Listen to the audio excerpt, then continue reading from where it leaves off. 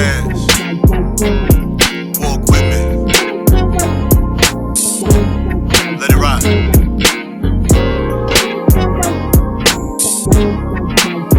That's right.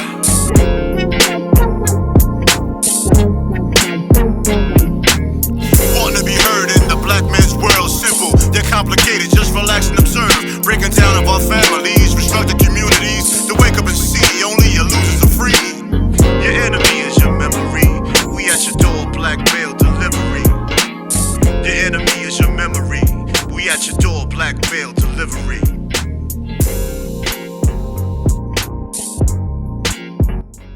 What's going on? What's going on? What's going on? It's your boy Tall Sean TS is who I am, and I got my brother Trey Dot is who I am.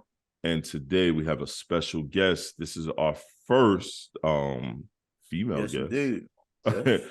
We've had few guests on the pod, but this is our first female guest. And this is going to be a great show. I can't wait for everyone to hear this. We have Love M. Gaillard, MSW, here today on the Black Male Podcast. What's going on? Good morning, guys. Thank you so much. I didn't realize I was the first woman you invited. We are really in the man cave right now. We've turned down a few. We've turned down a few guys and turned down a few girls because they didn't come with the pre-conversation wasn't in good taste and energy. The energy is not right. We just decide not to have it. We want that positive. In this day and age where a lot of men are saying a lot of things, I feel very honored to be invited into this heavily, guarded male space. I've been listening to your podcast for a couple of weeks now since you invited me, and I'm very impressed with your content.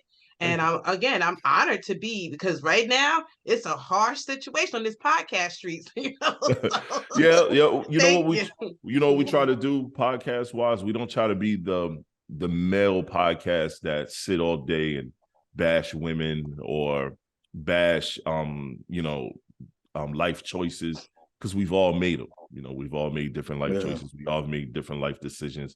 We've been in different types of relationships. We've been the provider in relationships. We've been the destruction in some relationships. And we express that on here. We try to be transparent as possible. One thing that our moniker for this podcast is make the uncomfortable conversations comfortable. You know what I mean? So we don't care, and we don't follow trends. The name itself is a gift and a curse, because people are so small-minded as well as closed-minded to where they see black male, they think of it as we're pushing aside other people and just talking about males, but we're coming from a male perspective, and we are black men, so we don't understand the perspective of other races. For that to be insulting, that means you're not paying attention to what we're saying. Because if you listen to the podcast, we don't badmouth women. Nope. You know what I'm saying? And we don't come all some black power stuff either. We just want to be the best black men we can be. We want the black men out here to be the best they can be. And we want the women to be the best women they can be. From so far from what I've seen, is you guys are having introspective type of conversations about your experiences and maybe men around you. So you're not blaming. You're not blaming anyone. You're saying, let's explore how I think and feel. Yep. It's all about you. And men, how am I thinking and feeling as a black man? That's all I've seen. Yeah, no, that's true. Then we've got that part right there. Yep, we got that part right. Yep. Well, let's go there. Let's get right into the show, man. Like we got a lot to talk about. We have a full deck, and the reason why we have a fuller deck than we normally do, because we have you here, love.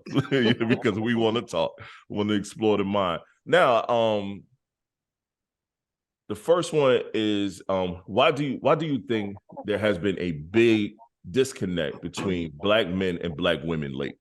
Like lately, it's been a big disconnect. This is something Trey and I have discussed numerous times, but because we never had a woman on the podcast, we can never get that other side of things. And as you can see on different social media platforms, everyone feel like a man should do this, and this is this traditional role that this man must play. But as a woman, she don't have to play that same traditional role. She could play this new independent role, which is great. But why we were seeing that head bump a lot lately? So what, in your mind and perspective, what do you think? Well, the top of the tier of this, in my opinion, in my observation, is we're in a paradigm shift, meaning life itself is changing for all of us. consciousness is rising, and so things are changing. And those of us who are not thinking about what we think about, we're caught up in conflict and we're mad at each other, not realizing this is historical, how can I say, growth of the mind and the brain. Things are changing. So what's changing? Oh, they want to say back in the day, men did this and women did that. Well, back in the day, women didn't work. Women didn't have the right to own property. Women didn't have a right to have a job, and it was embarrassing if a woman got a job, because a man's job was to provide for the woman. Well, his job was to provide for the woman because historically, for thousands of years, women couldn't hold property, not even their family's property. When they got married, they had to hand it over. Right. And so now we're moving forward. We had women's lib and all that stuff, because people say women's lib wasn't for Black women. Yeah, I'm not going to get into the little details of it. However, it was for all women to be liberated from being prisoners in their own home for the most part. Women were prisoners in their home. Imagine me, LaShawn, every time you come home, I have to say, can I have $10 to go? Right. At the end of the week, I ran out of my allowance. Can I have $20 more? What? Every week, you have to wait on your allowance from your husband. The house had to be clean, and then he might smack you around a bit. All type of stuff was going on. Look, I really, not because you have a little piece in there, but you rarely hear a woman say that part. Yep. They say he wants to be that man, but that man was fucking you up. Yes. And he was, and he was getting them yams when he felt like it. And he was given, not all men, but a lot of women had venereal diseases that they had to live with, because men were having a lot of affairs, and other women, other families, Pop had a family across town. Pop had a family across town. You had 10 kids. Oh, they had bigger families. Well, there wasn't no birth control. So we got birth control. We have women in the workplace. And, even up until 1990, when I went to college, right? I remember seeing a girl with a red Toyota Tercel, and I was like, wow, she has her own car, and it's new. That was in 1990. We are only about 30 some years later, and women have taken off in a way that no one could have ever imagined. We jumped into all areas of education. We are higher enrollments in med school, in law school. It's going, it's unbelievable. But while this was happening, I was always aware, and I saw the shift occurring.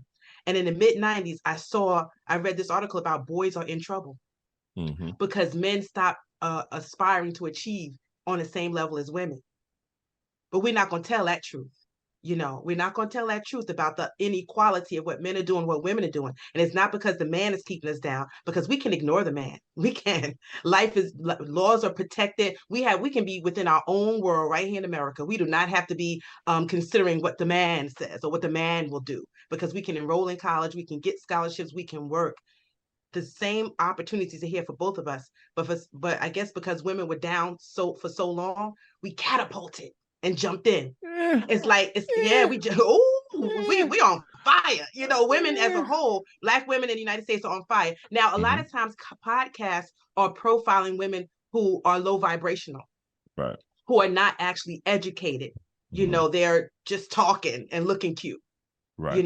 But I think the podcasts do that on purpose to add the flavor, so people can watch, and then they can bash them and prove their theories. A lot of times men's theories about low vibrational women. I mean to cut you off, but you don't think that's what these young ladies are about right now? Because I see a lot of, if all these podcasts are having these so-called low vibrational women, I feel like the younger generation of women are full of low vibe. It's a lot of low vibe walking around. And then it depends on where you are. What do you surround yourself with? Because I know a lot of young women going to law school and going to college. I know a lot of young women who became lawyers by 25 years old. I do too. It's like what they said about women. You keep meeting trash men, so where you going? You don't want meeting those trash men. You keep meeting trash women. I don't want to call women trash, but women who have not yet matured, women who are not yet thinking about what they think about. Is that what is as men, you got it. What do you want, my man, my brother? What do you want? And state it, write it, and walk toward it. Not just say, "Oh, these are the women." It's been low vibrational people through the ages everywhere. It ain't nothing brand new about a low vibration person. Nope. We talk about it. We talk about it all the time. That's a people thing. Even with the male podcast, we talk about some of these guys as the straight idiots. But idiots will always complain about their surroundings. But a lot of times you attract what you are. You know what I mean? Them vibrations are magnetic. I can say for myself, when I changed my life around, my surroundings got different. You know what I'm saying? A lot of toxic. But I was like, maybe I was attracted to that toxicity a little bit. It was fun. It was energetic. It was adventurous.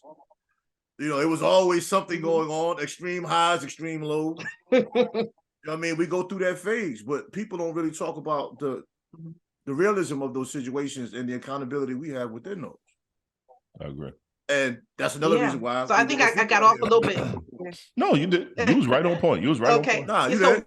why? So that's the why. Why are we in such conflict? Because there's a huge paradigm shift, and people are not really recognizing that historically this has been bubbling, and they don't want to. Is that paradigm shift created, or was that something that was supposed to happen? Because, like you stated, it's definitely everything's supposed to happen. Everything's supposed to happen. Yeah. Like you stated, a lot of men started falling out of, especially in the early 90s, early to late 90s, started falling out of education. But that's because a lot of what's going on in the political world, how things are being pushed, how a lot of men are being locked up, how you're supposed to be seen when it comes to getting so-called money.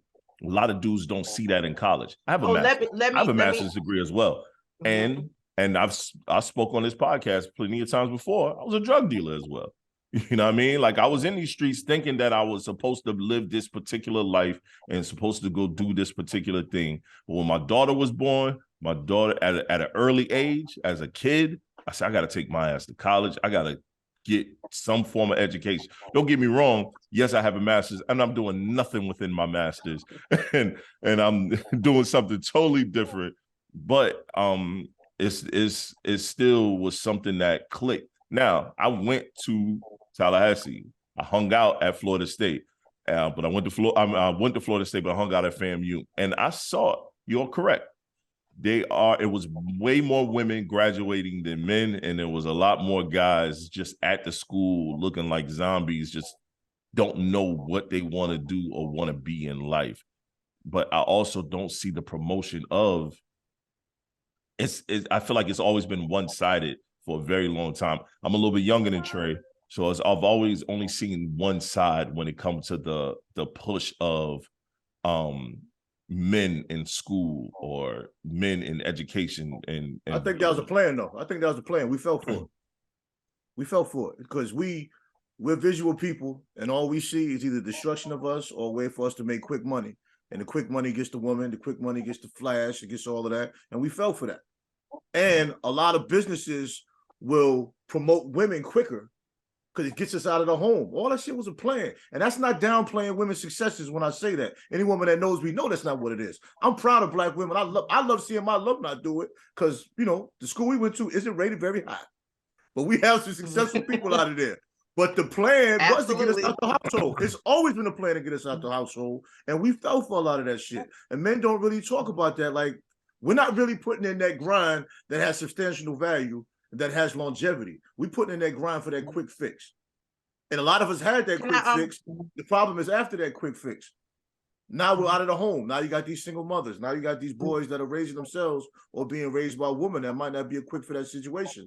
And then when we get through these charges, I dealt with that. When you get through with these charges, get through with this time, now you can't even enter that workforce that you're qualified to be into. Now you have it's intimidating too. It's extremely intimidating. Yes, indeed. Yes, indeed. A lot of men don't survive that. Then you got these women alone again.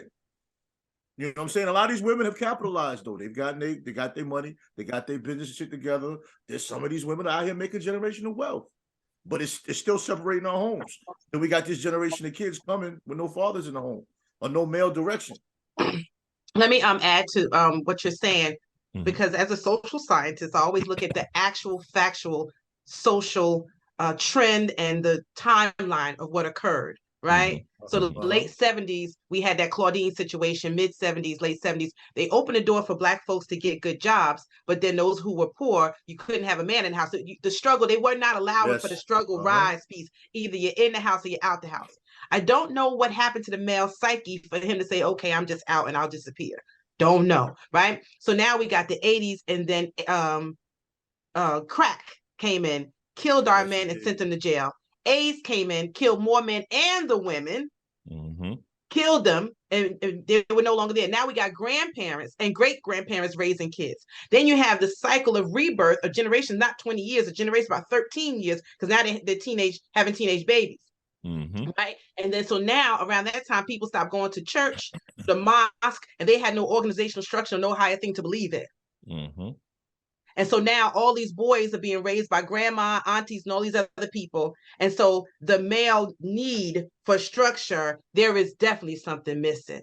I will not deny, like, for years, I always knew something was missing in my life. We'll talk about that another time, maybe, but I didn't know that I didn't know. So now you have all these men coming to age with blind spots. And now they're making babies. And now they're out here in the world. And now they're doing stuff. They don't know that they don't know. But what they do know, they have to hold strong to it because they don't have any value system that was really predestined for them. They had no one speaking life into them, no one speaking wisdom into them. And so whatever they believe that's it. You know, if I change, I ain't shit. If I change, I'm not a man. This will make me a man. It's all false. They don't even realize it. But to challenge what they think they are as a man is a challenge to their inner self and makes them feel weak. So a lot of these men can't change because they're afraid to. They're afraid to let wisdom in because they've had to build themselves. Right.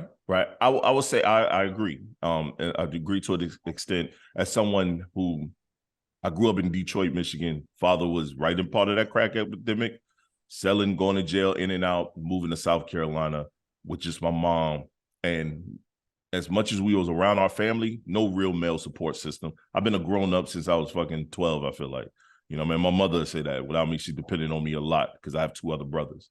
I didn't have a male figure. I had to figure it out on my own and pass that down to 2 other brothers. But I did also find male figures within people around me, men around me that I saw doing something that I wanted to also do. You know what I'm saying? And some of it was bad.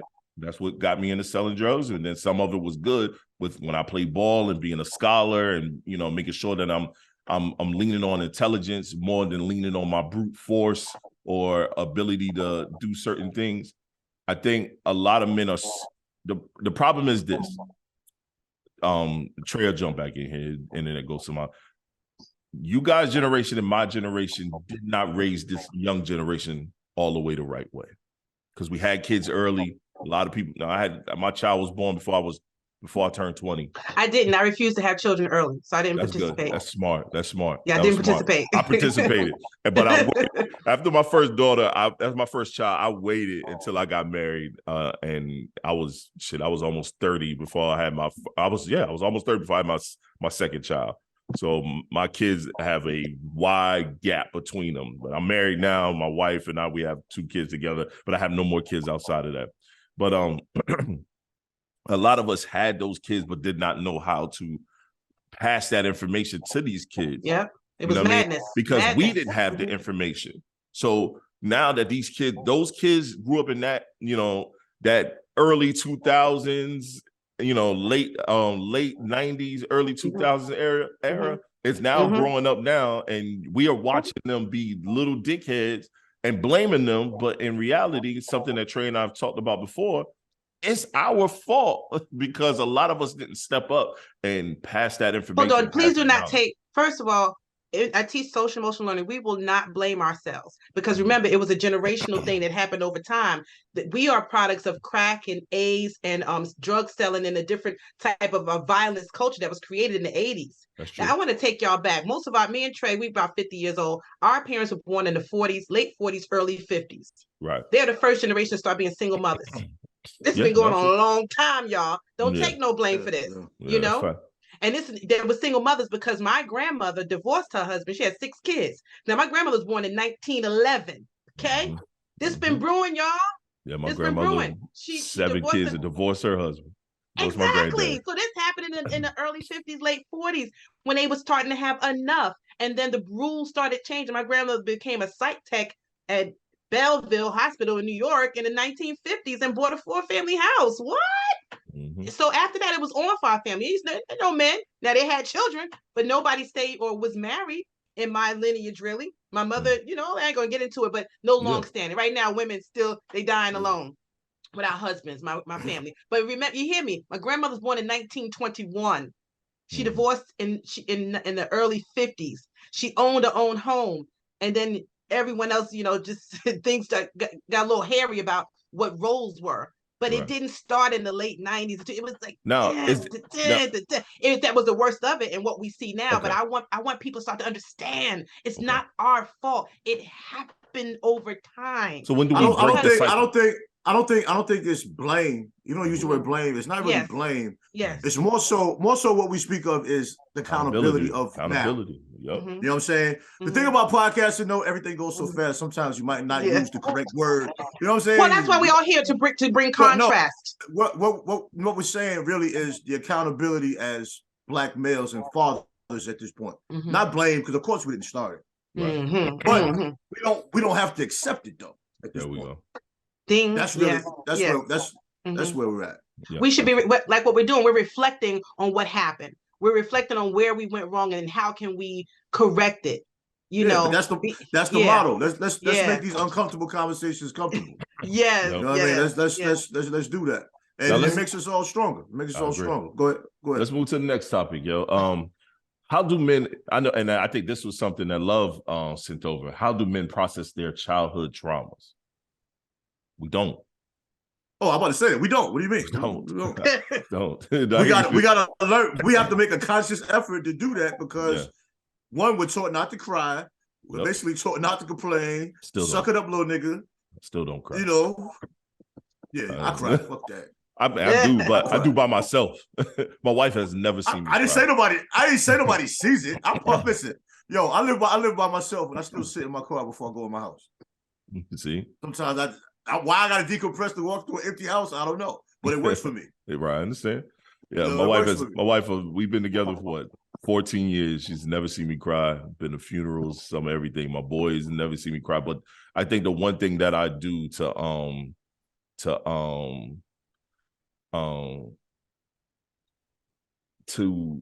kind of break that is I don't pass that same energy to my boys. I allow them that opportunity to cry and cry to me if they have to. You know what I mean? But I also make them figure out a solution to what happened. You know what I mean? That's right. If I'm going to discipline them, we have a discussion. You know what I mean? We talk. This is what you did. These are the consequences of what you are doing.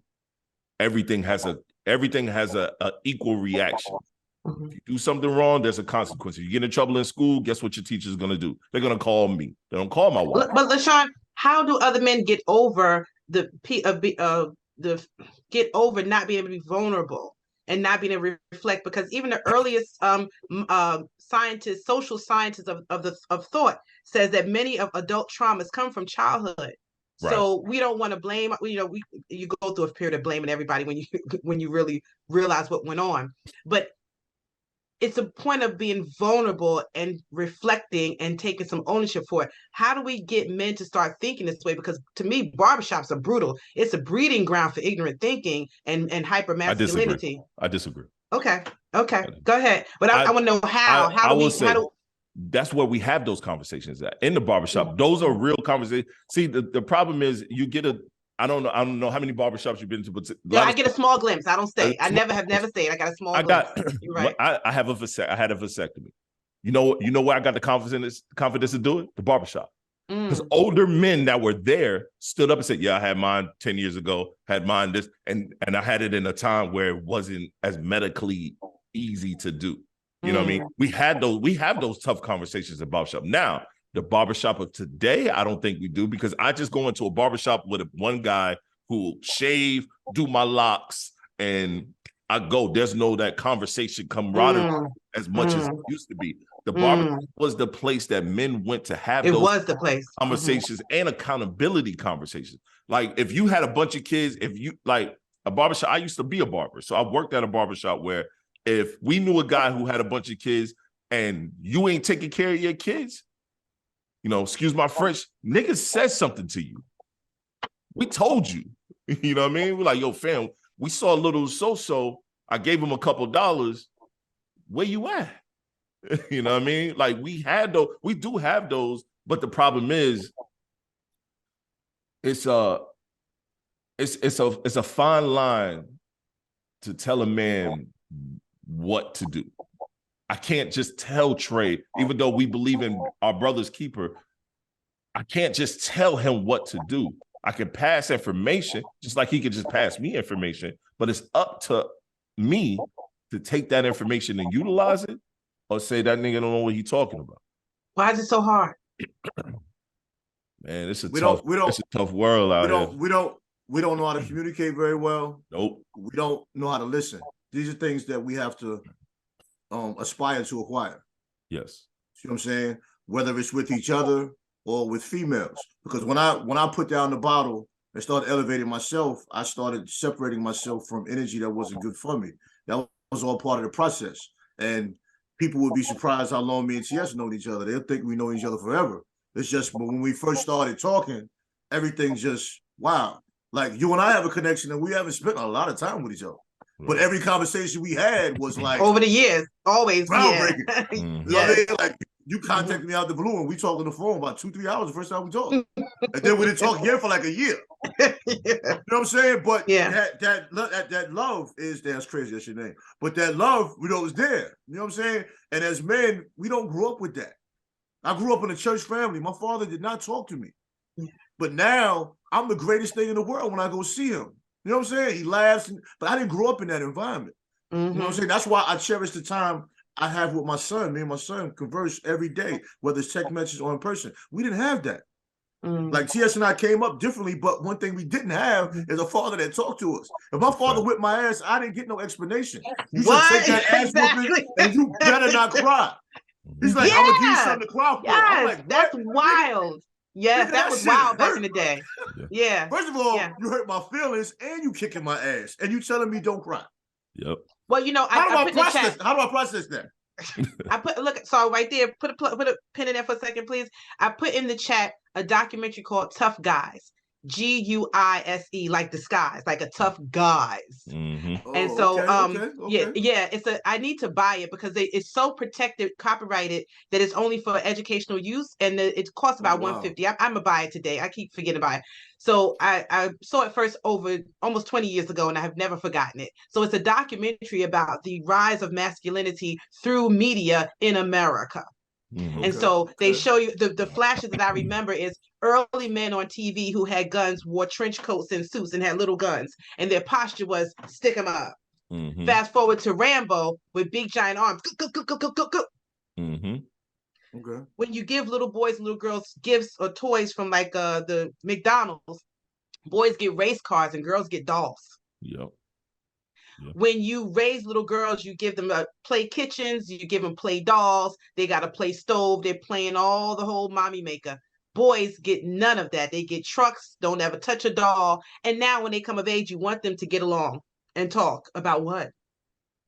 You want them to get along. And so we've, as a society, not we, but the society raises men to not emote and to not even be connected to domestic things. And they say, this is your role and what you must do. But now we're in 2022. Women in the workplace. Roles are now blended. You know, we have to be able to explore how we have changed. And then we say, you know, well, I'm going to a tangent about this. I'm sorry, but the last point, please remember that about the roles in the house and about how things have changed. I'm not a fan of men being the leader of the household now. Because leadership sometimes has to shift. Men have to lean on women sometimes, and women lean on men because women are wise and we are the first teachers.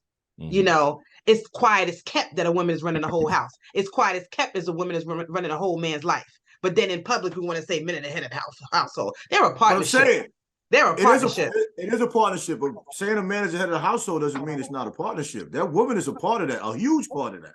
But remember, all right now, people talking about. But that's a mindset that has been shifted to the misinformed. Yes. If I'm the head of my household, my woman has power. Because if she doesn't have power, I am not marrying her. Hello. I do not want a puppet at home. And women are the first That's teachers. a misconception. Women are wise. Head of household doesn't mean I tell you what to do, when to do it, and how to do it. Well, you're right. But we're talking about what we see right now, what's going on in social media and trends and stuff. People are want women to, we all know. We all know using? They're so misinformed and miseducated. Oh my God! What's that? They want the woman to do what? They want a woman to be not permissive. What's the word they keep using? Submissive. Yeah, submissive. Yeah, right. You know, submissive. We have to grow and say we must be submissive to each other from time to time. And look at Barack made a great choice in Michelle. That's the highest example of get your mind right, get your Michelle woman right, also get your said that partner. she's submissive and her husband is the lead of her home. The definition of submissive needs to be spoken between women. It doesn't mean the man tells you what to do all the time. That's not what it is. That's it's not a what gentle it is. partnership. It's a gentle Go ahead. partnership. Yeah. I will say this. Most I'm definitely. the head of my household. My wife is very submissive to me. But I also know my wife runs this shit. And I express always. I express that constantly. That's the dynamic. That's the dynamic. You know what I mean? That's the dynamic. That's very expressive. Someone online called my wife a pick me, and my wife said, "Yup, my husband picked me." We're gonna talk about Lynn Toller soon. You know what I mean? And no, she let it be known. Touched my heart. That thing touched my heart. I swear. That's she why let I said it be known. It really did. Oh yeah. I hear what you said about being submissive. I get it. Maybe submissive has taken on too many wings. Right. I say the social media accountability piece is what's the issue, and that was one of our topics that we can mark off. Yeah. Submissive but on another note, sensitivity. I'm not disagreeing with what you're saying, love. What I'm saying is what you're saying is the result of the miseducated and misinformed. I agree. You know what I'm saying? Because because I'm the head of the household and you're submissive to me, you're my partner. You know what I'm saying? It's just that we have different roles. The man has always been the spokesperson of a family. I don't think that's a bad thing. But we're doing this together. You know what I mean? I'm just stepping out here doing this fight physically. But we're putting this plan together. I'm just going out here fighting this battle. And you're taking care of this part. I'm taking care of that part. No role is more important than the other.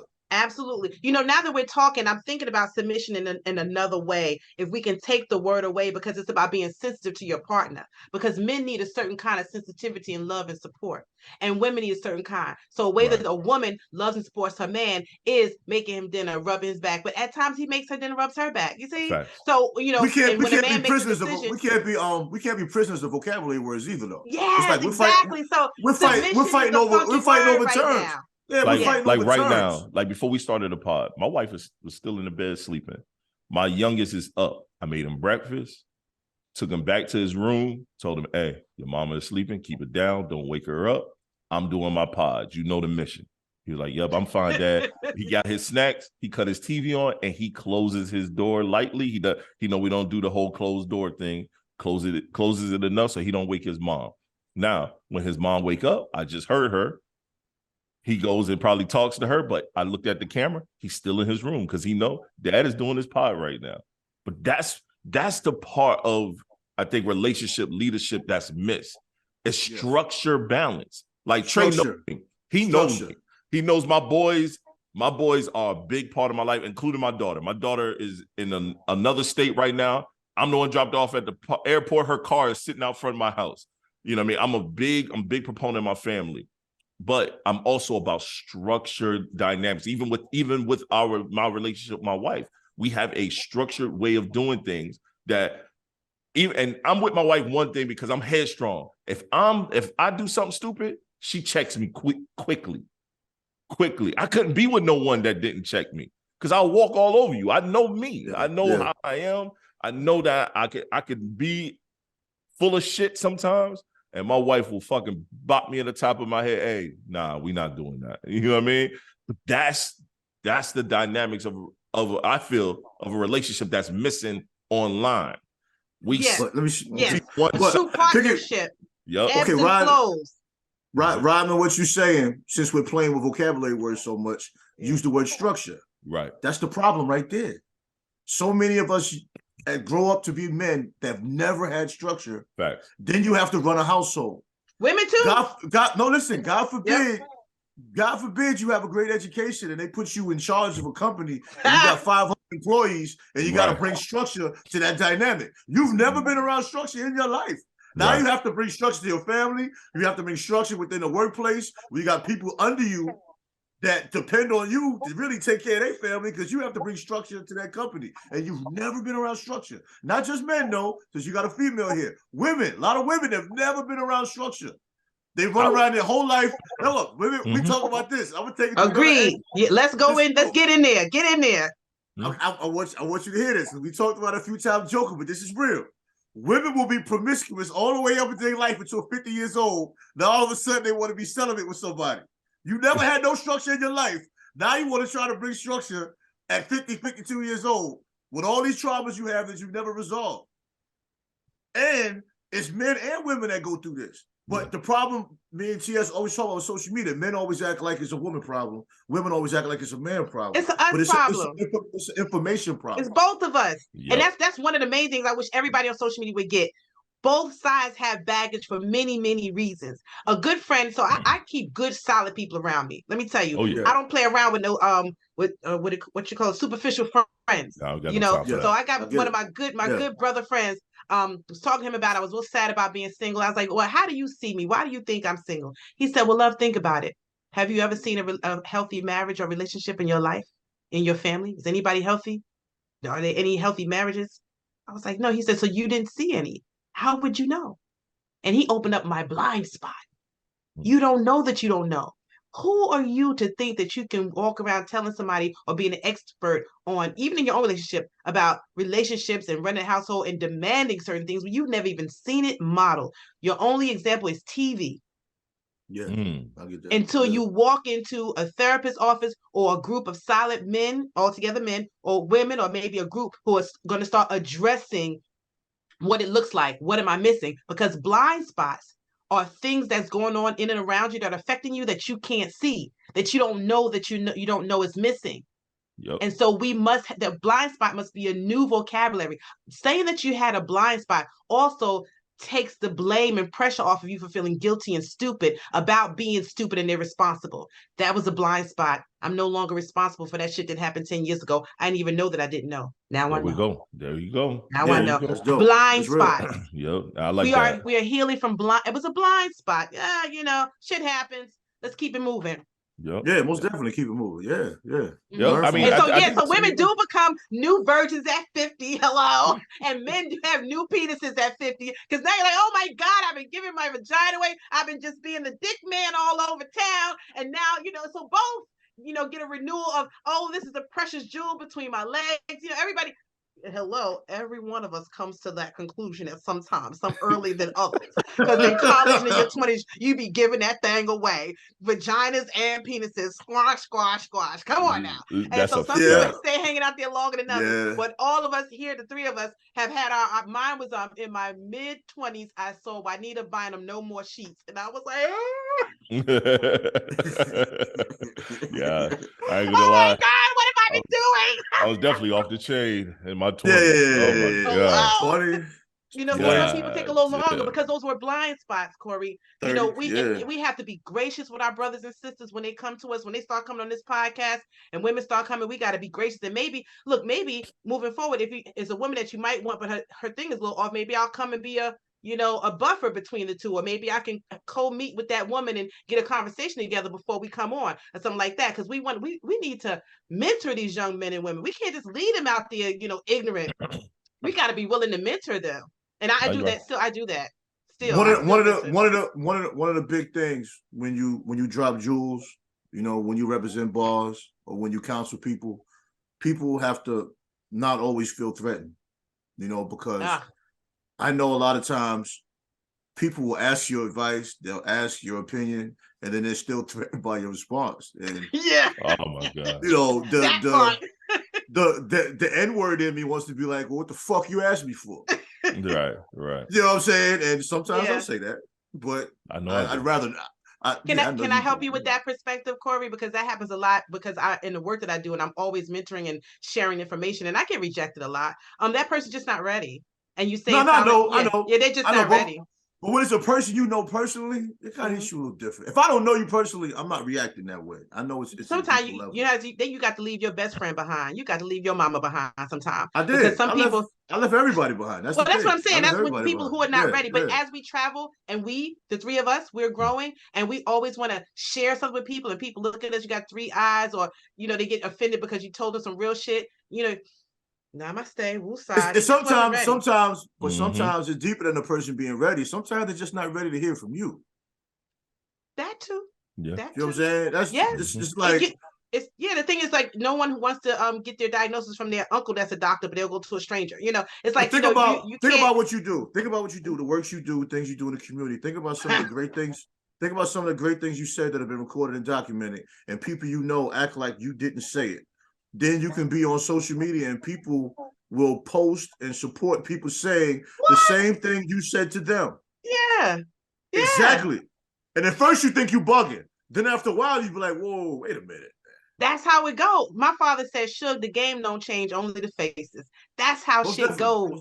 That's how it goes. So when you have greatness in you, you just got to keep pushing because people are gonna be trying to tear you down, tell you ain't shit, tell you crazy, you don't know. But look, we are a collective, the three of us, right? And there's more of us. We know it.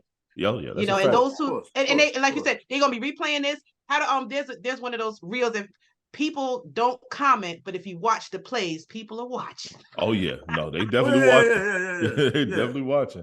Yo, I have this topic here, and this was from you again, Love, that you sent to Trey. It was on social media, and Trey said, he was like, "Hey, we're gonna need you to expound on this, without blaming men, why some women can't keep a man."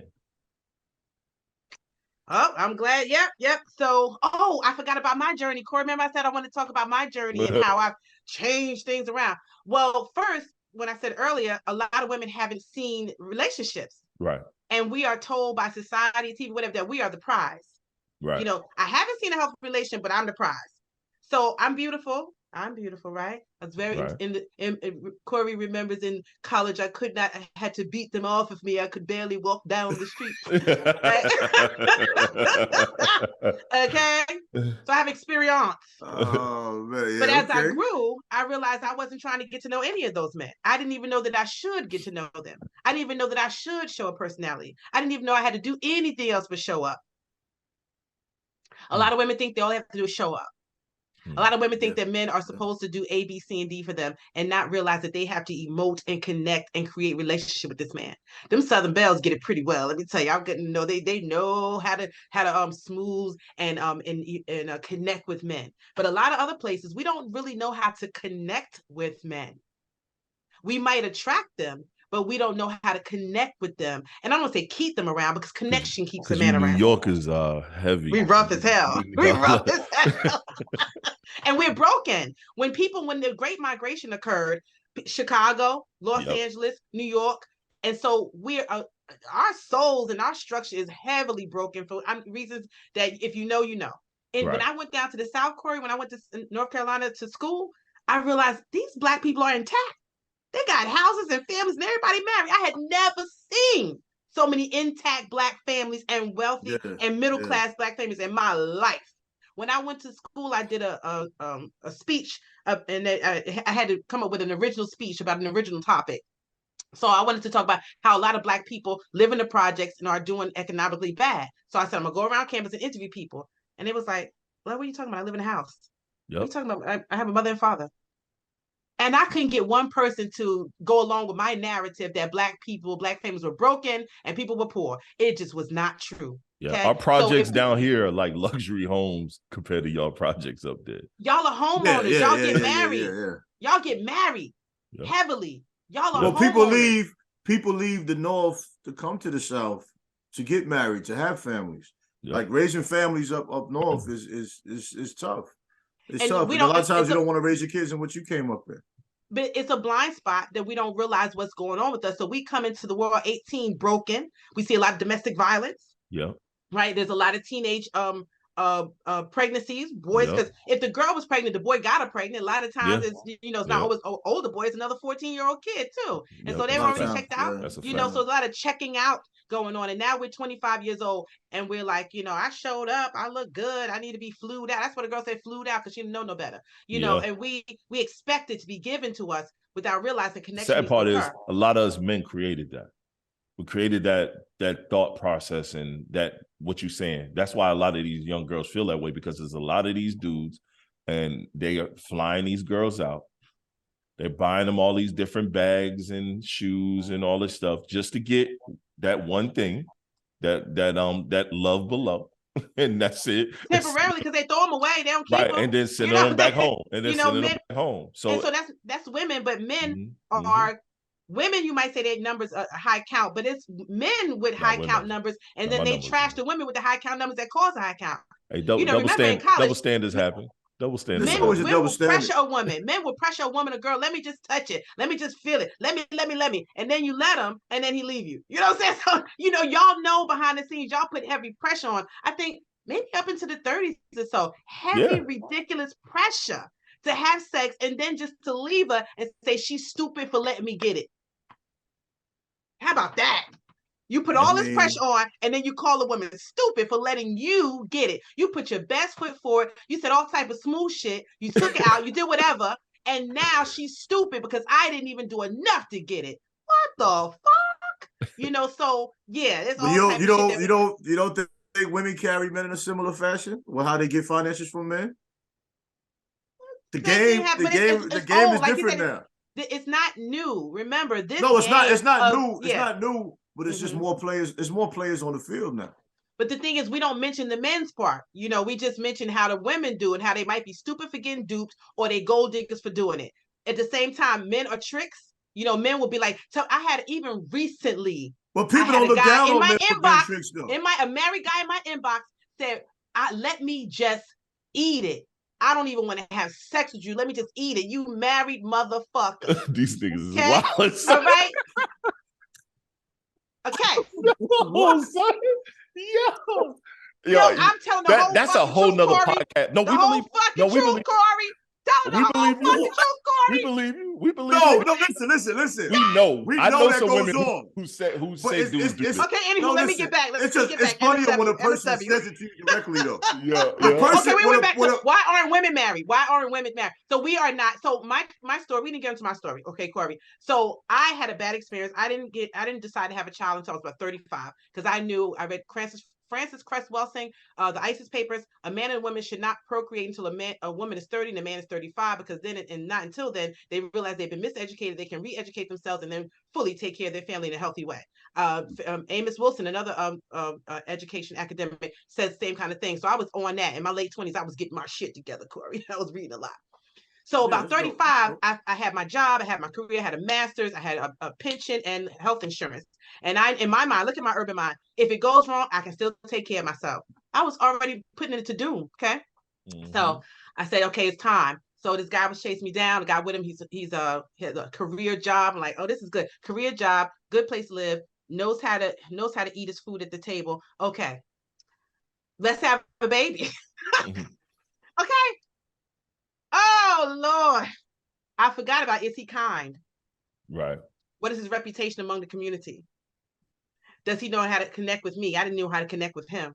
And so it was tumultuous the whole daggone time. And I was so hurt and embarrassed. I'm not supposed to happen like this. Oh, my God. I didn't know what happened. I'm like, I thought I picked off the numbers. He was successful, good looking. He had a career. It was all material things on paper. Superficial. Yep. All superficial. Yeah. My blind spot was that I didn't even realize that it's his personality. Is he loving? Does he like me? Mm-hmm. Oh. Then after I found out some more things about him, he had his own trauma and wasn't able to connect. And I said, well, what was it about me that attracted such ugliness? And so I went deep inside myself. I was 38 when I had my daughter. Right. And so about 42, I woke up from into a new personality and realizing it takes connection. And so recently I have connected with a brother, and I always tell him, you're my great experiment, my great experiment. And so Judge Lynn Toller, her husband recently passed, so someone put together a medley. Corey put his medley, and she told different stories, but this is the major one. Yes, this is the major one that I got, and I get all the time. I'm very proud of myself. This is how I always react and respond to my my friend, my good friend. She said her husband came down to the refrigerator and said, there's no milk. He closed the fridge and went upstairs. She's steaming like, if there's no milk, then you just need to get some. How you gonna say there's no milk? Just walk out of here and tell me. So she stood at the bottom of the stairs and said, oh, I go to the grocery store. And I'm the one who buys milk. Men don't usually think 3 different ways about something. It's like, you're the milk buyer. I'm letting you know it's no milk. He didn't mean any harm by it. Mm-hmm. So she took a deep breath and said, hey, hon, can you go get me some milk? He said, sure. She said, man need to be asked. We urban women and women who have this problem, we are hypersensitive a lot of times. We jump to conclusions. We are very concerned about what somebody else would think. We don't really know what it takes to be in a relationship. We don't know what a partnership really means. And sometimes having to hush your mouth and hush your thoughts and just listen to the man and hear what he's saying. Because men talk cryptically. They don't talk as exact as we do. We have to hear them and then go back to a really good, wise girlfriend or a guy friend. Look, he said this. What do you think he meant by that? You say, oh, that he ain't mean nothing by it. You're like, oh. And then you go back and you don't have to be so hypersensitive about what just occurred. A lot of times y'all just ask for clarity. My wife had to learn that with me. This is true. Yes. She had to learn that with me. She will ask for clarity. It's funny that part. What did you mean by that? Right. It's funny that you took that part out because my wife and I had that same discussion yesterday about that same part. And she said, she was like, this is very true. She said she used to get mad at me. She never expressed it to me. This was my first time hearing it. She's like, she used to get mad at me because the clothes, she would wash the clothes, have them in a basket, and I would just walk right past the basket. I wouldn't fold them. And I would just go. For me, it was like, once I leave upstairs and I'm downstairs, I don't go back upstairs until I get ready to go to sleep or I got to go grab something. So I don't think about it. And I told her, I said, I just don't think about it. She's like, no, I realized that. She's like, you're so used to me doing it that when you see it, you don't think about it because you know I got it. And she was like, but when you sit up here long enough, you'll just do it because you realize I need some help. And I was like, yeah, you're right. I miss those subtle cues of moments because I don't do those things. I do all the stuff that I know that these are my roles within this home. You know what I mean? I know my roles within these homes. I do those, and I never ask you to do them, or I never look for you to do them. I just knock them out. Mm-hmm. And so I just subconsciously never think about those pieces until you ask me. Hey, Sean, you'll do this for me? All right, cool. I'll go knock it out. Need anything else? No, I don't need anything else. Almost every time a man will, if you just speak up. You know, did you see the Best Man series? Haven't watched it yet. Trey keeps I watched There was a part, there's one of the couples, I forget their names, the one who wrote the book, and his wife. Yeah. She always was mad with him. And come to find out when they went to therapy, she never spoke up about any way that she felt. She didn't even have the je ne sais quoi to do the suggestion or ask what you think or what, nothing. And then they wound up getting divorced. And that thing is all largely her fault because she was never clear about what she expected, what she wanted, and asked questions. So, I totally agree with you. Now, I wanted to tell you guys, in my journey, I feel emotionally safe. So now I can seek to understand a man rather than saying he must understand me. I'm fine. You're not going to hurt my feelings. Little things don't hurt my feelings anymore. If a thing rubs me the wrong way, like you say, I don't say anything that at that moment because you'll be upset and emotional, a woman. Right. I have learned in this relationship, I will never call him or talk to him when I feel emotionally inflamed. I will wait a day or so and walk into it or realize it's not that important. I have never, it's been a couple of years now, never been blew up or reacted or when I was inflamed. I'm never going to do that to another person, another man in my life. But that's good. That's that sense of clarity that you figured out within yourself. Mm-hmm. That a lot of people, just refuse to even attempt. You know what I mean? A lot of times that we so unsure about so many things, it's just easier to blame the next person or fight. Yeah. It's that fight or flight situation a lot of us will get into. Some people live by that code. It's like they think there's power in cursing out somebody or power in telling somebody off. There's really no power in that at all. None. Nothing is solved. You're going to damage it. You're going to damage. I remember when I was caught up in my blind spots, I would run men away because if there was a situation that I needed clarity, I would try to make them talk to me now. Talk to me now. Well, a man any human may not want to talk right now. And so you know what I do, Corey, now? Not just with men, with anyone. I say, I want to talk about something. Is now a good time? Can you let me know when we can have a discussion? Or I'll enter the conversation. There's something I had some questions about. Can we talk? Yeah. I ask permission in people's lives if I can talk to them now. They might be like, nope, not right now. Okay. Because the time will present itself and you have to give people that grace. Because what if you don't want to talk? Somebody's trying to force you to talk. So you have to give grace. Grace is an exchange. But again, you got to get through some healing to be able to do that and slow down and feel emotionally safe within yourself. Like nobody is going to destroy me right now. If I break up with anyone, I'm still going to be able to eat. I'm still going to have a house. So I'm Right. not prisoner to anyone's economics. It's a lot of different factors on why we react and respond, but mainly we need to start. The question was, why are women single? Women need to start looking to understand the man they're in a relationship with, and asking, how can I connect with this man, and not just with him, because remember, a lot of men don't have good communication skills, but they like connecting, right? Oh You yeah. need to go to someone wise, an older Right. man or woman. When I first started dating this guy, I wasn't going to date him for whatever reasons. I went to an older dude, and he was like, "Yo, sound like a good brother. Give him a chance." He Mm. was an older man, he was right. And every now and again, when I feel a little wavy, I call my old man friends, listen, and they be like, "Oh no, no, yeah, Right, right. Uh, No, Yeah, and yeah. that's a So, good so thing to have, because a lot of us, we don't have that. You know what I mean?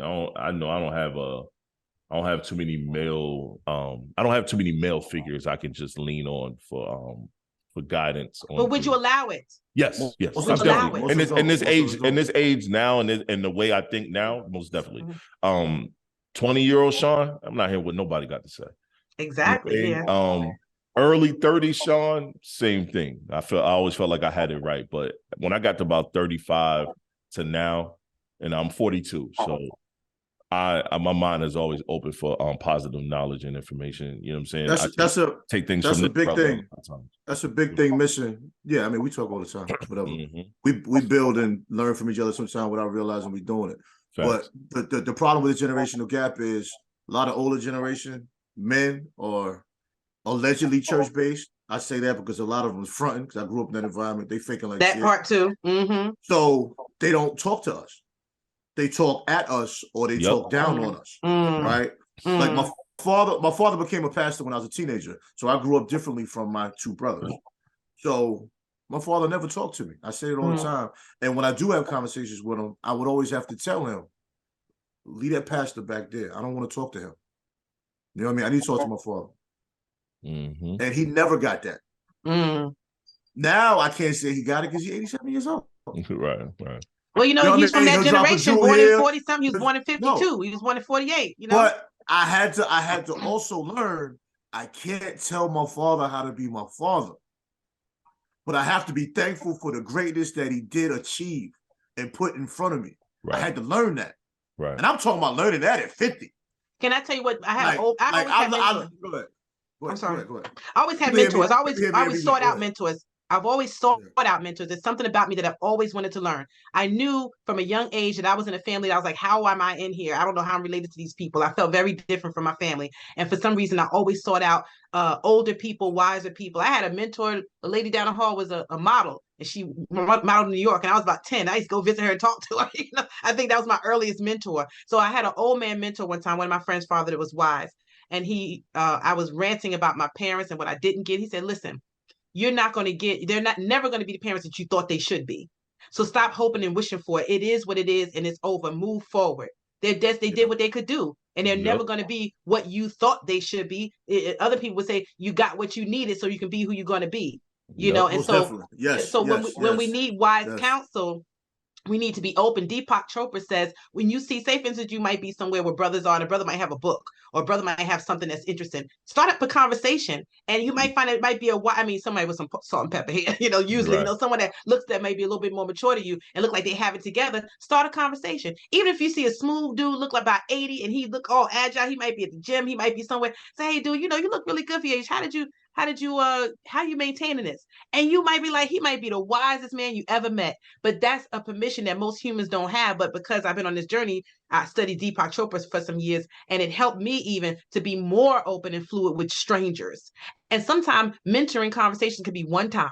It could be for a month. So mentors don't rock with you your whole life. Mentors come and go. Sometimes you have mentors for a couple of years, but they come in. So you got to know that maybe you just had one awesome conversation with this dude and you never see him again. But we must be open. That happens. So those are mentoring. Those are the gods and the universe giving you information as well. So we have to be very open to, even now that we're tapped in, call me sometime. We can chat it up and talk it up. So we have to go to where we know wise people are. That's awesome. That's good. That's always good. Yeah. I definitely believe in mentors as well. I definitely, because I mentor some people, and then I also have mentors. I have my one main mentor. I've had him since I was in college. He's someone that got me into business and really helped me fine tune. I mean, shit, he was my lawyer for a little while, pro bono. Hello, right? Mentors are all different things. Yeah. So I definitely agree. Mentorship is one of those things that is needed. I fought being a mentor for a long time. I always felt like that was some old shit. I was like, man, I'm not no mentor. You know what I mean? Yeah. I realized I found myself, being the first person that certain young people would call. Hey, Sean, I want to get your insight on this. And I'm just giving the information. That's right. And then they hang up. Thank you, mentor. And then hang up real fast because they know I don't like that shit. We owe that. We owe that back to some degree. Like I'm the old guy at the gym now. And it's like, it's funny to me. Like, me too. Yeah, I'm the old guy at the gym. All the young dudes, y'all want to be like you, OG. The next thing you know, some kind of problem comes up. You know what I'm saying? Because usually when a young person approaches you, that second conversation is when they tell you what they really want. Right. That first one is there, but they don't know how to get it. They're feeling you out. When they get that good vibe, that next time they see you, I gotta ask you something. You know what I'm saying? And then you be like, okay, I make sure I have time. I make sure I have time, and I hear it because you actually, you're sharpening each other. Yeah. Like I say to him a lot of times, my mind sometimes don't think unless I'm talking. Like, I think better when I'm talking. Because while I'm talking, stuff will come. And he'll ask me what I said, and I'll be like, I don't know. You know what I mean? I just said it. Right. You know what I mean? My mind works while I'm moving. No, you're right. I talk to myself when I'm driving. Like that's how my mind. I know. I talk to myself a lot too as well. Yeah, I know we conversations. We was gonna talk about male and do men acknowledge insecurities. I feel like we already answered that. Because we don't, what I mean? Not really. And we said, what are the remedies? Mentors, really looking at yourself and wanting to change and knowing that it's scary, but somehow you got to get through it. Exactly. So this also next talking to a woman that doesn't give judgment. I mean, a lot of time when you're transparent to a woman, they use that transparency as a weapon. And that's what makes men even more scared, right? Oh, with that goes into, I'm sorry, about to go somewhere. I did just pick good candidates. Right. So now that we're learning, when I was in college, I had a little situation and I said, oh no, I ain't never picking that kind of dude again. So I had a baseline of a man that I would even deal with. So though my daughter's father was not a match emotionally, right. there was a baseline that he wasn't a bum in the community either. Oh no, I believe in changing up your candidates. Have a baseline of what you will deal with, because then you won't get the trash anymore at all. You'll be like, oh no, not that. No, we ain't doing that. So get yourself, men and women, have a baseline of what you will and won't deal with, and don't waver on your baseline. So my baseline was having a good job and various other things, but like I also now want a man who can be proud of himself, because a man who's not proud of himself is a dangerous man. Has possibility that he wasn't even proud of nothing. He got nothing to be proud of. Then he ain't got nothing to lose. That's the one who chase you down, try to hurt you. He ain't got nothing to lose. He never gonna be satisfied. I never even thought about that. Yup, he's never really satisfied. You're right. He's never gonna be satisfied. I don't care what it is. A person like that, never gonna be satisfied. So let him stay with the women who don't have nothing to lose either. A man like that. Just like I've dealt with a woman like that before. They will try to destroy you. Yeah, they don't have nothing to lose. They don't have no good job. They don't have no long-standing career. They don't care about themselves. They don't care about their community and what they're doing in life. Oh no, like I'm too good for that. I got too many things going on to be jeopardizing my life with you. Now you're right. Okay. Now you're right. You damn sure right. All right. So the next one, man. Women with children believe even during the dating phase, they are considered a package deal. Now, I've been married twice. This is my second marriage. My first marriage, my ex-wife, she had a son. I will commend her for this. It's a lot of reasons why we should not have been together. But I would commend her with this because we were in a social circle together. Her son knew me, but he never knew we were together for a very long time. He never knew we were together until we made it that we were together. She was very protective of little dude. You know what I mean? We were together long enough where I Little man, when we split, little man was 7. He was my youngest son's age when we split, and we was together since he was 3. You know what I'm saying? So we were together for a good minute, and I will say she never forced the package deal on me. Now I know people who've dealt with that, where the woman soon as the very first date, I had a guy tell me the first date he went on, the chick asked him, this was back in the day, so they still doing that now, asked him, oh, would you buy some food for my son too? And he was like, I'm not on a date with your son. I'm not on what I look like paying for your son to eat. I'm not on a date. Where's my list? Where's my list? That goes on the list. Yeah, or you could have led with that. She could have led with that, but she didn't. A lot of people do feel like those are package deal situations. They will fight you in those scenarios. Like, look, you might be too young to remember this, but it was a movie called Baby Kids by a comedian wrote it, and he come on, man. Yeah, Baby Kids. I love Baby Kids. If you want to get with me and my kids, you got to take us to Funland. Yup. Yeah. But that's a certain kind of woman. That's a certain kind of woman, because she has not done what she needed to do in life to take care of her kids. She needs a sponsor. Right. Women like myself who already have a career and happen to be a single mom, we don't want you around our kid. We like that woman. We don't want you around our kid. Right. Like, no, we don't need men in and out of our lives giving false hope to our kids. Everybody ain't your kid's stepdaddy. You know, I'm out on a date. Thank God I'm on a date, because, oh Lord, I'm always a parent. He's over eating with grandma. He don't need nothing. Just me and you. Give me that, run that steak. And for me and you, let's have a drink, because my kid is well taken care of, already fed before I left, and have a bath and pajamas on. My kid, right? So my kids are not home like little birds in the nest. What you bring us eat? What you bring us eat? No. So that's a different kind of woman, and there's a certain kind of man who likes to take care of that kind of woman.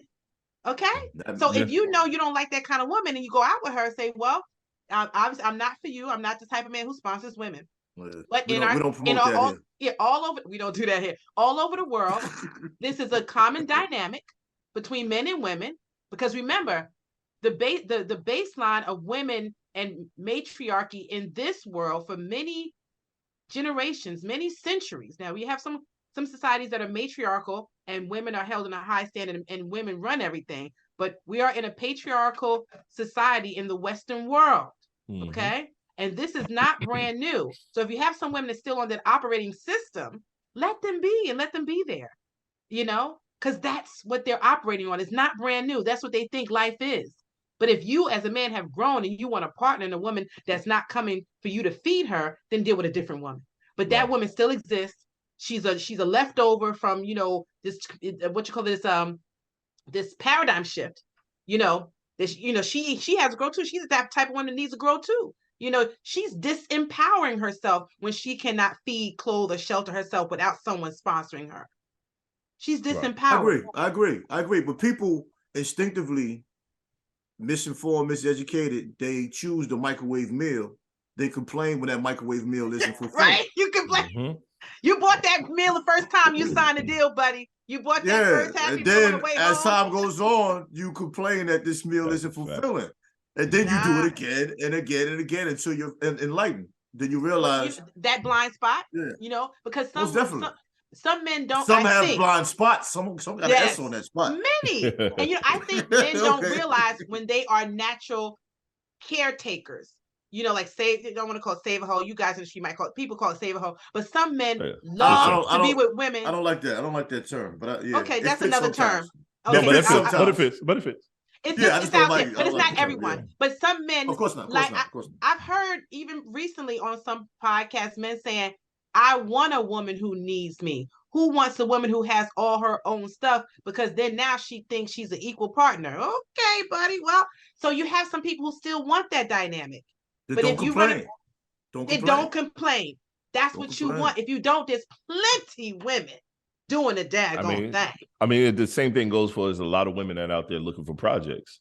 They're looking for a dude that they can mold and fix and fit the need. Oh, ain't no shortage of that. Just because he knocking them walls good. Like, but then that's same women. But he don't have none of this other shit. I'm gonna fix it. Yeah, but she'll after a while not like you if you start to elevate. She doesn't want you to start doing better. Or he'll leave her when she elevates. All the men who had them girlfriends in prison, when they come out, they be ready. As soon as they get out of prison, they be ready to leave already. Some women, some women do it too. All of these situations are people situations. Some Yeah, women start doing well in their career, and then the man ain't no good no more. That man helped them that whole way. Mm-hmm.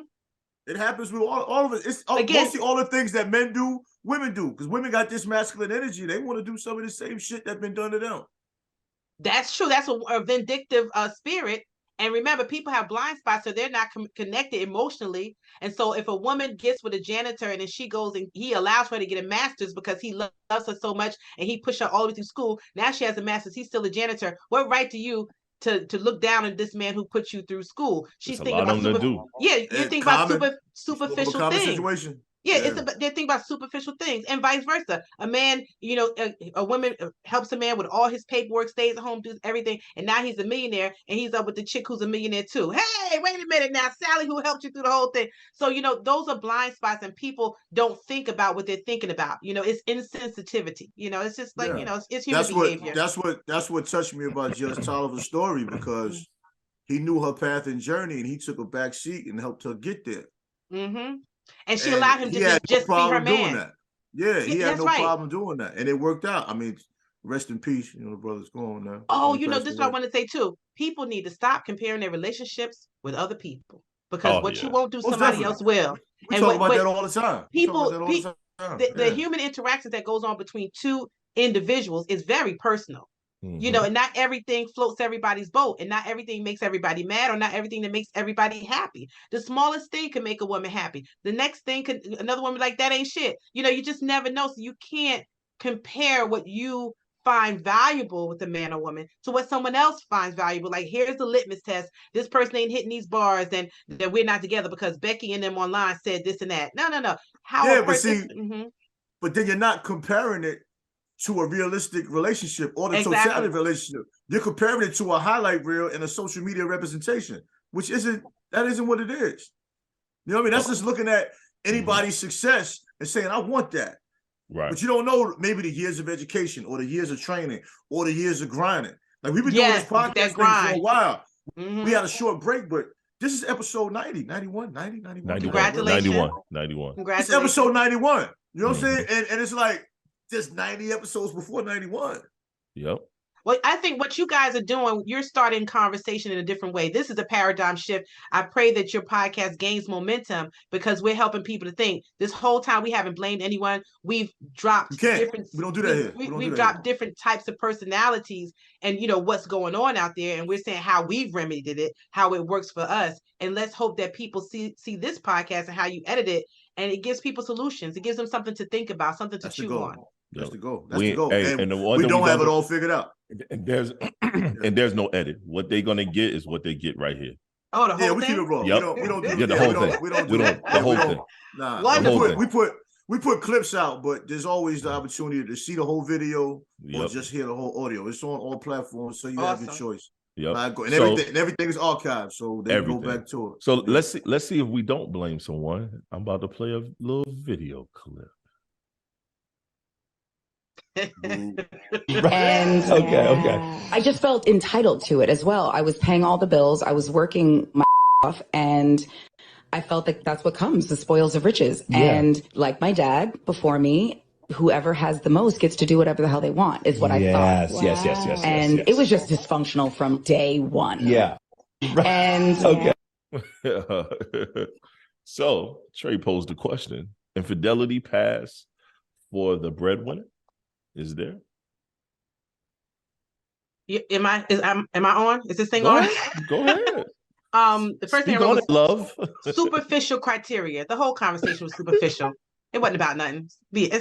Come on, what are we talking about? It depends on what you want out of life. And like she said, in the same breath, she said it was all dysfunctional. But remember, at first she was in her 20s. She was like, this is how it is. It's popping. I'm doing it. Remember, your 20s, your frontal cortex is not even fully developed yet. So we do a whole lot of nonsense. It's a time to live and be crazy. She's not saying that's what it is right now. She's saying it was dysfunctional. She admitted it. Yeah. So it was. I didn't have a problem with it, really. I'm kind of glad she said it.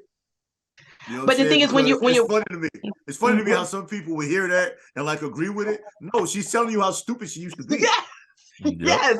But she's not looking for y'all. But wealthy people do have a different criteria for living. Like right now, you know what y'all could have put side by side? Diddy with his young ma girlfriend with the baby that was just born, Yeah. and Oh yeah. Diddy and young ma was on a cruise in a boat somewhere recently. And Right. 2 weeks after the baby was born, living it up. Yeah. That's just how they want to live. You can't compare your life to them. That's They Diddy don't. The thing behavior. is, rich people don't have to think about what they think about because they can throw money on everything. You know, they're lucky. If Francis Cress Welsing, you're lucky if you get to become your new person. You see, Jim Carrey, he woke up. Jim Right. Carrey, none of that nonsense. Nope. Jim Carrey's turned into a wise man, but more money won't allow you to be a wise man. You went to church. There's a scripture, a quote that says, something about a wise man. A wise man have more of a chance to. Somebody the needle of the needle, the head of a needle, than going through the head of a needle. So like wise rich men don't become wise generally. A lot of time they be foolish. Money can make you foolish. So this is a foolish stage, and rich people think that rich people have different rules. Are you connecting with people? Do you want to emote? But then it's like we don't want to judge them because they're on a whole different vibrational level of living than we are.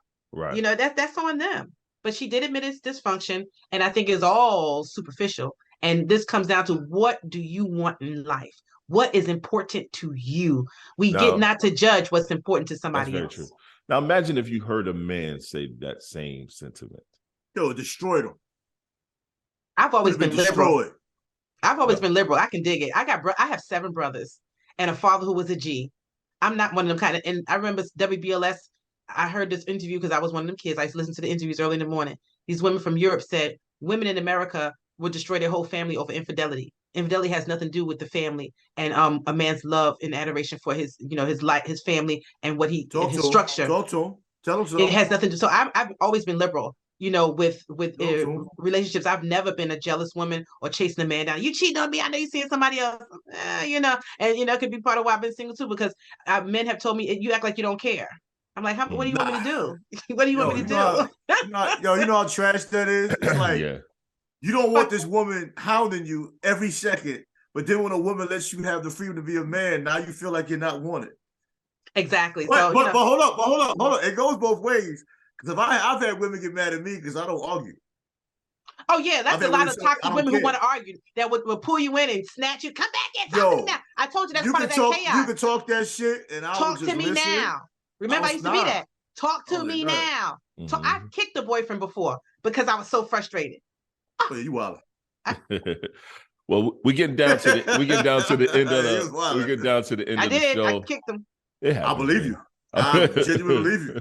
We get down to the end of the show. We got 2 good quick hits. First of the quick hits is men personal hygiene. It's been a video going around about some men that didn't wash their asshole, didn't wash their ass. They just let the water hit it, or they didn't. Wash we did a woman's perspective, man. I put it on there because I heard a story. This woman was telling me a couple times men just weren't clean, like they weren't washing their ass, like. Yep. They were dirtying up washcloths. I didn't know it was a thing because I called him. I was like, and then I told him I had a homegirl back in the day who told me that I was dating this chick, and her friend said, I had to teach my boyfriend how to wash because he would just let the water run down to his butt. He said it was gay to wash your butt cheeks. I didn't ever understand. He probably has been abused. Well, here we go. Hygiene is taught by who? Family. Again, men don't address their childhood traumas. Maybe they didn't have baths. Maybe they were abused. Maybe they don't want to even touch their own anus. Maybe they were foster kids and never learned, and they couldn't have a full shower. They had to hurry up and shower. If a man don't know how to clean as a grown man, best believe there was some negligence or some missing pieces in his childhood that no one wants to address. You want to laugh about, they're not clean. Hello? You learn how to clean from your first family. Yeah, I never even thought about it that way. Yeah, my mom didn't play that shit. You go wash your ass, boy. Exactly. Because if you smell, I have brothers, so I have brothers, right? So I know the timeline of mudslides in their underwear. When we were younger, they had mudslides. As they got older, I didn't see them anymore. Okay, right. So I just know the timeline of mudslides. We called them mudslides back in the day because I had brothers. Yep. I grew up with brothers. Mudslides. Yes, no grown man should have tire tracks. Never. He should not, Corey. But we do not know the histories. Like a lot of men front in front of other men. Okay, yeah, we don't know their history, we don't know their trauma, and a man may have every time he goes to touch his own ass, he might go into the shakes for the trauma. That's deep, though. Yeah, that's deep. If one That's even definitely touches it, he could have flashbacks. right. That's true. That's And let a alone fact. having to dig back there. And the sad part is, it's a lot of men have been molested, but they're afraid to come out about it because it's so frowned upon. A lot of men have been It's molested by other embarrassing. men. It's horrible. You know what I mean? It's a lot of men have been raped. That's always going to be a raped. tough conversation. It's always going to be a tough conversation for men, especially men that are heterosexual. But here's the deal. Here's one piece I want people to take away from this. If you take away from this that perhaps the man has had some sexual trauma while he doesn't wash his ass properly, do not say what happened to you as a child. You mustn't. Right. Don't confront a man like that, and make it a matter of fact thing. Something must have happened to you. Right. No. That's when, if you suspect this and you like this guy, have a gentle discussion with him. If you think he just nasty buzzer, don't wash his clothes, leave that nasty buzzer where he at. Okay, but if this guy is good looking, he's well dressed, and then you find he has mudslides, it could be worth like the one sister still was with the man and married him. You know, it's all personal choice. You think you could be in a relationship with a man that's been through those kind of traumas, that's really fighting that? You think you could really maintain a healthy relationship with that kind of man? Possibly, because those traumas come out in different ways. Those traumas could be seen as red flags. You don't even want to enter a relationship with a dude like that. But if a man has managed to manage himself well and hide his trauma pretty well and is gentle and kind, because right now I'm only dating gentle and kind men. I'm not dating anyone who's fighting with themselves. So basically, 50, if it's not shown in the initial stages, then it might be a possibility. It could be a possibility because I see it in a way like, wow, that's interesting. And if it happens more than once, maybe we was on the go one day at work, but if it becomes the issue, like we live together, too many people live together first. You find out this shit when you live with somebody, like how you see somebody's drawers, you go to their house, you get it in, you leave. Usually you go to somebody's house, did you take a shower? You take a shower. When I get, we taking showers, before you having sex. And if you're seeing people's underwear, it's because, are you living with them? Are you starting to wash their clothes? Like they're in a deeper relationship if you start to see some, women, y'all put y'all faces in places. If this motherfucker ass nasty, like you're gonna. That's how I heard. If you're gonna put your face in somebody's ass, isn't a shower required before you put your face in there? So people need to admit, what the fuck was you doing that you see his dirty drawers? But at the same thing, if I jumped in the shower and motherfucker ain't washing his butt crack, that shit's still there. But this is what I'm saying. This is delicate and sensitive. Mm-hmm. This is how the situation was related to me. She was like, dude would take showers and his butt still would stink. Or he would take a shower and his rag smell like ass. So it was a cleanliness problem. It was a hygiene problem as far as wiping. Probably didn't use soap. Yeah, that's a historic hygiene issue. Wet wipes are not feminine. Wet wipes are not feminine. I use them all the time. I got them in every bathroom in the house. Yeah, I haven't because that should be a requirement. I better use me a wet wipe. That's all I'm gonna say. All the time. That should be a requirement. I'm 2 minutes from buying a bidet. I'm 2 minutes from buying a bidet. To be honest with you, a little attachment to add to the toilet or something. Squash, spray up there because I want mine squeaky clean. But see, you hear all the different possibilities that it could be. So just to say a man doesn't wash his ass is highly insensitive, and you laugh at it. And then here's a man. Oh, one time when I was as a counselor in the school, there was a kid who there was a black psychologist, and he knew all the boys' stuff. They loved talking to him. There was only 3 in the whole district, okay? And there was this one boy. He told me, he has an issue. He's self-conscious because he smells a little funny because he has a problem with his anus and his rectum. His feces seeps out just a little bit all day. Oh, damn. Never heard that one before. Hello, people have health issues. Huh? Okay. Either is a health issue or he was penetrated. I don't know which. It could be either one. But people have tears in their lining. Yeah. Yeah, they have tears in his lining, and he probably needed to wear a pull-up. A natural tear in the lining, though? No, I don't know. He's a teenager. I don't know. He's a teenager. It doesn't matter how it happened. But this is what he's having some natural health. He's having a health condition where there's a tear and it's seeping. And he's young. He ain't gonna wear no pull-up. He's not taking wipes to school. He a hood ass little boy. He just coming to school and doing his best. So we have people who don't probably know how to take care of themselves. And talking about a man have mudslides, I don't think it's funny. I think it's of concern, and All he right. might be need some sensitivity, and he might need to be held in a fetal position. Okay. All right, next one, the last one. I don't know if you're into sports, but and I'm probably gonna disagree with Trey, but Trey put the savagery of the NFL. What do you mean, bro? No, I just mean by across America, all the heart attacks and all the injuries are becoming more severe at this point, and it's not discussed as far as trying to come forth some remedy, trying to make it safer, trying to communicate it more so with the parents. The savagery is what's being promoted. The savagery is what's being communicated. Okay. That's what I'm saying. Though. Like, I love the game of football. Mm-hmm. You know, I'm not saying football should stop. I would have never stopped my son from playing. I was prevented from playing for my mother because she was scared of football when I was a kid. But when I look at the savagery, you have a person that almost died, and people are worried about a game more so than they were worried about his life.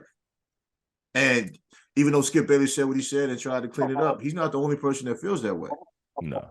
We've watched football where people will be paralyzed and they caught them off and they keep playing. Yep. They don't even think about it. It's a barbaric sport. That's my point. But as time goes on, it seems like the injuries exponentially increase and the severity increases. Because the people are stronger, faster. We are stronger and faster than our predecessors.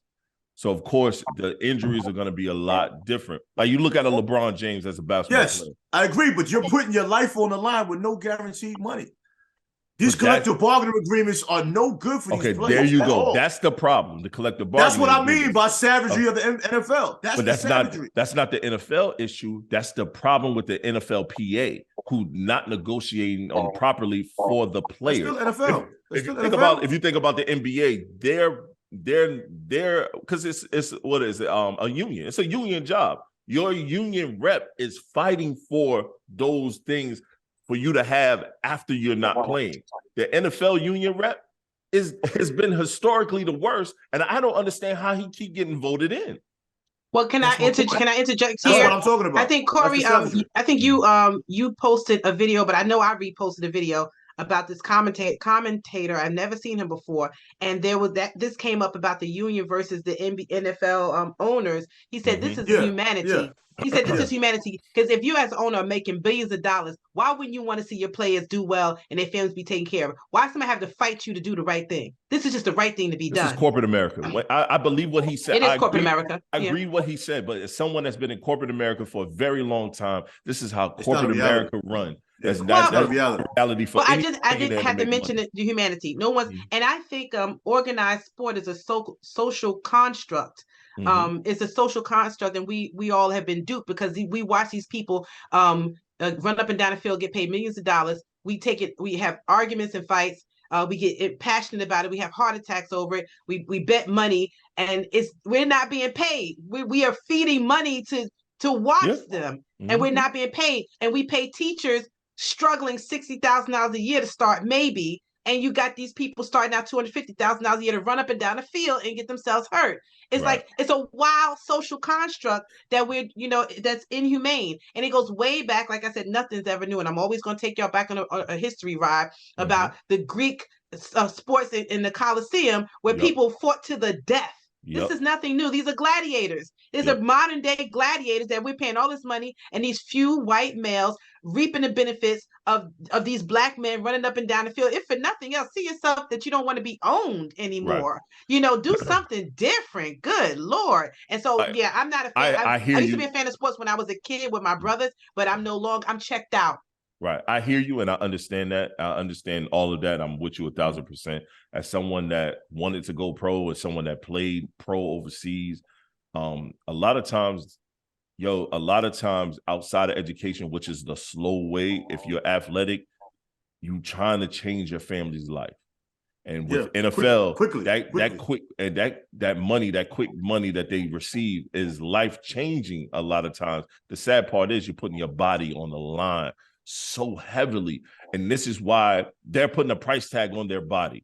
You know what I mean? Yeah, my body is worth $5 million for this moment. You know what I mean? For these particular years, because you're gonna take a beating. The problem is there's no proper education when it comes to people who receive all this money. There's That's no right. one saying, all right, boom, you know you got to pay your taxes. Like NBA Put money players, away, right? life insurance, Yep. do your own retirement plan. Oh, Yep. they won't even No give one, us a no one will retirement tell you plan for that. 3 years. Well, you can Yeah. start your own They retirement always- plan with all that money you're making for the first Yep. 3 years. Think about. Good I heard Lord. Most Warren definitely. Sapp complained that his insurance, once he made it to 5 years after his retirement, his insurance ended. He said, "Who am I going to be able to get to insure someone that played 13 years in NFL at this particular rate?" But he knew that. Anybody who does There we retirement go. planning knows that it's going to end. So you have a parallel retirement plan the There whole you time go. you're playing. Yeah, it's There you common go. knowledge. I say It's knock common it off to knowledge. all the complaints. Knock it off. It's to all common the knowledge. Thank you, go.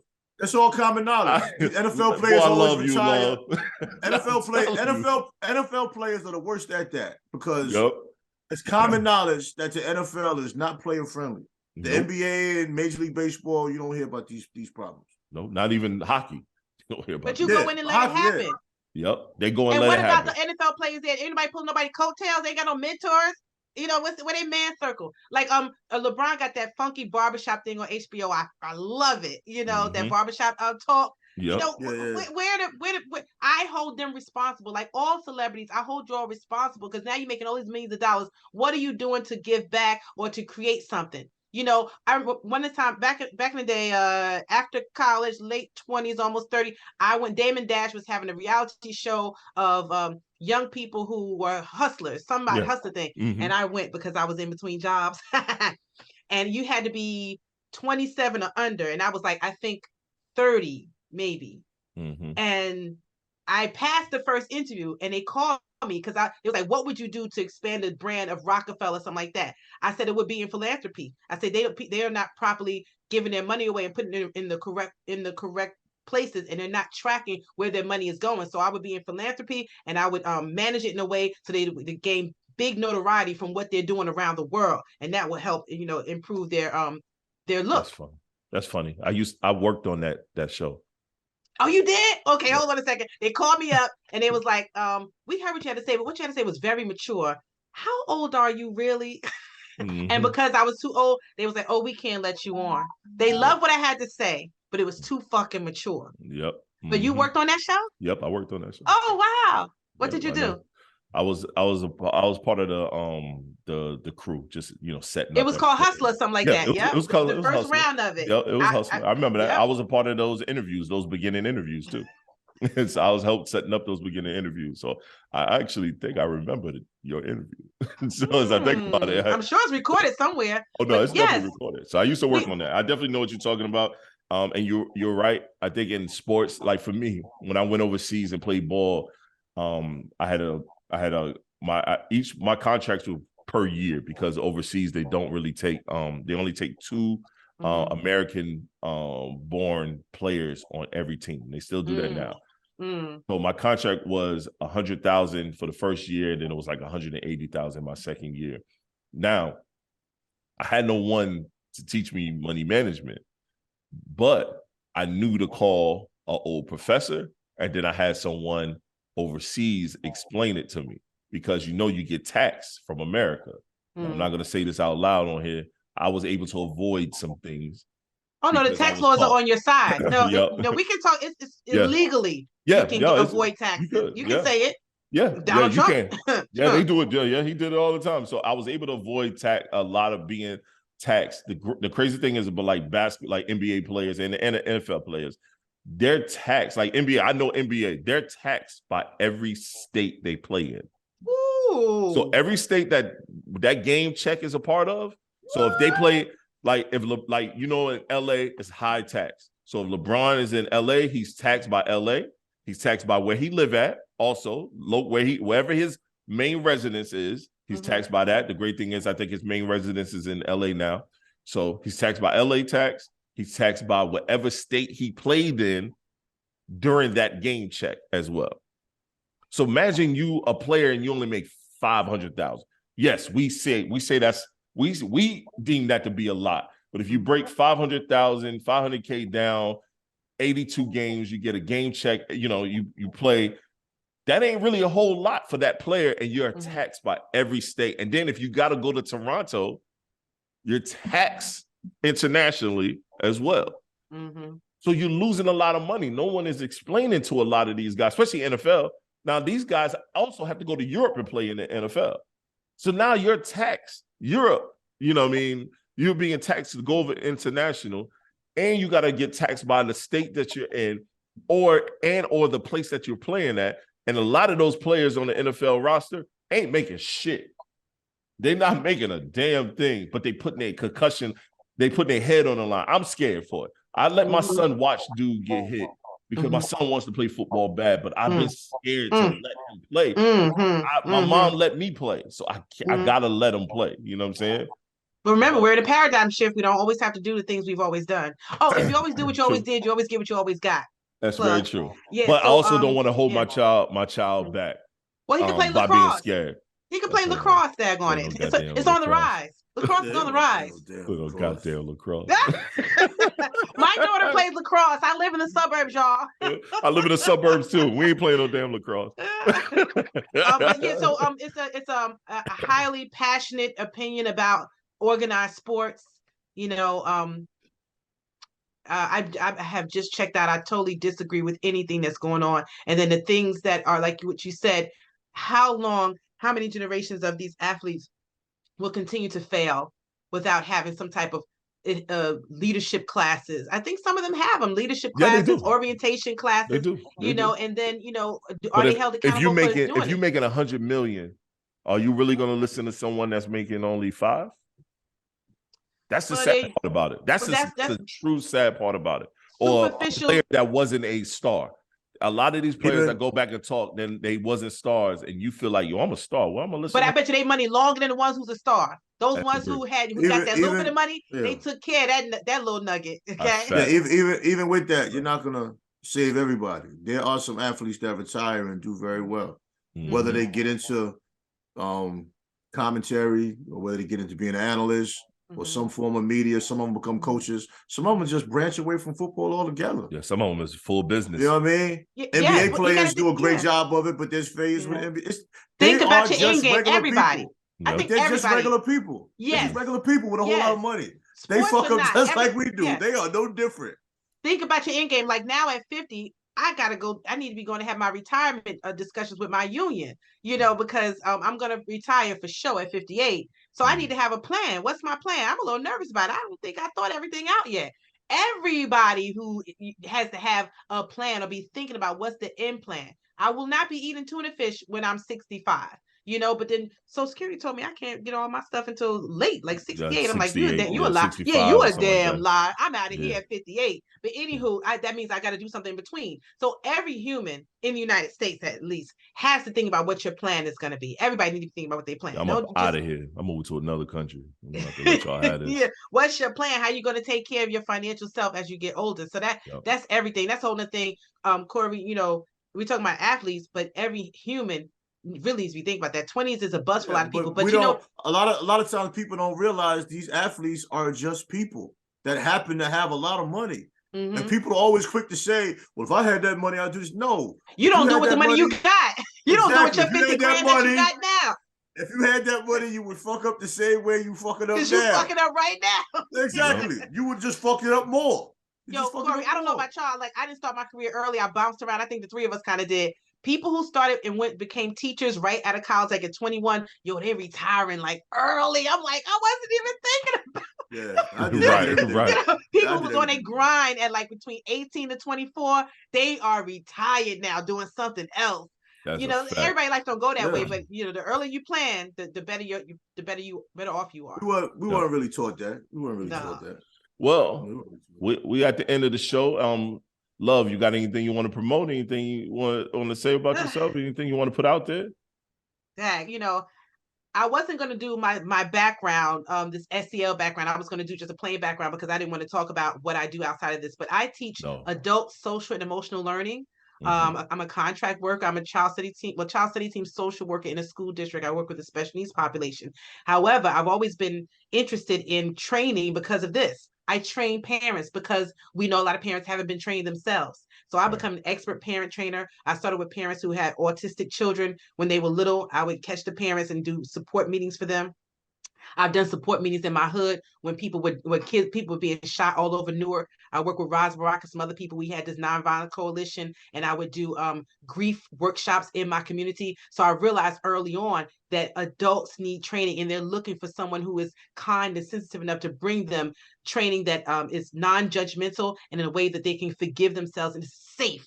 So I create these safe environments. So you can find me at Project Love on right here. You can put my social media tag. When we do this, put my social media stuff. I'll give it to you. I'm on Instagram, Facebook, LinkedIn, everything. So I teach social and emotional learning to adults. If anyone has ever heard of social emotional learning, they think about children and in school because the paradigm is shifting. In education, it bubbles up from pre-K, if you know anything about how shifts are made nationally. So the children are getting it, but the adults aren't.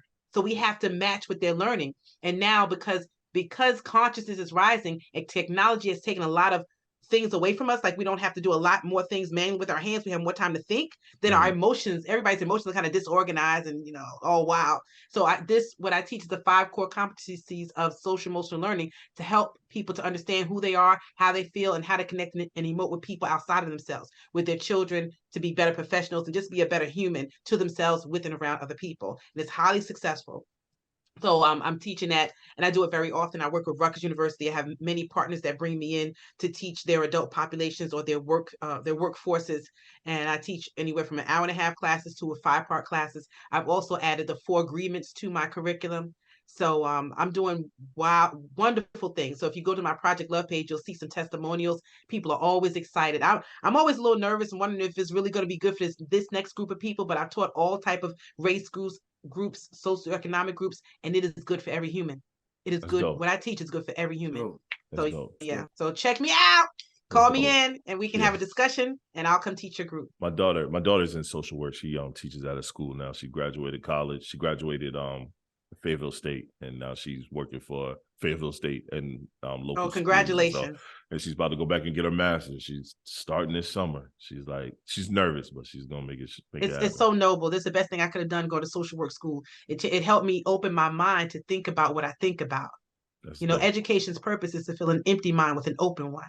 Yes, and I'm so grateful to have had an open mind, and even through the times where I was in my dark places, in my those blind spots, I knew that I was missing something, and I allowed myself to be led towards finding out what it was. And this social work school really took me to the next level. That's awesome. Trey, you got anything, my brother? Well, we can go ahead and end the show. I just want to speak on ownership. Let's take ownership of things of value, and our most valuable possession is ourself, and that requires a level of accountability and self-reflection that many of us never encounter, but that's on us. We need to take ownership of the things of value, and that's ourself, and respect and love to our guests by the name of love. Thank you. And to I'm sorry, can I say, be kind to yourself and be kind to others. Work on it. It won't happen today, but work on being kind to yourself and being kind to others, and you'll get there. Most definitely. That's true. That's facts. Well, once again, my name is Tall Sean. TS is who I am, with my guy. Straight Down is who I am. And then we have Love M. Gaillard, MSW. Thank you for joining us. This is the Black Male Podcast, episode 91. We'll catch y'all next week. Peace.